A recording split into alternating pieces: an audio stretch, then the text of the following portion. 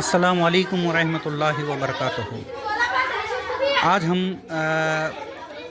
पहली क्लास की नली कली सेहत और माहौल में एक सरगर्मी है, बड़ी ही मज़ेदार सरगर्मी नंबर 5.6 मज़ाहिया रियाजी।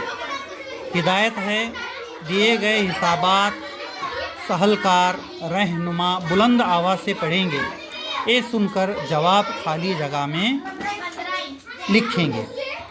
बताएंगे सब जने? ठीक है। शुमार नंबर 1, एक गाय की आँखें कितने हैं? 2 हैं। Very good. नंबर 2, एक टिड्डे के पैर 4 हैं। Very good. नंबर 3, एक कुत्ते की दुम। Very good.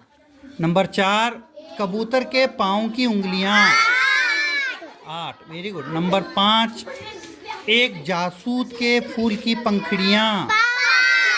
Very nice. Number 6, आपके घर की खिड़कियां 2 भी हो सकते हैं और 4 भी हो सकते हैं। नंबर 7, आपके हाथ और पैर की उंगलियां 20। Very nice. नंबर 8, आपके मदरसे के कमरे 2। Very good. और नंबर 9, आपके घर में मौजूद कुल अफराद 4 हैं। इस तरह से इस सरगर्मी को बुलंद आवाज़ से बच्चों के ज़रिए जवाबात अख़ज़ कर लेंगे। अस्सलामु अलैकुम।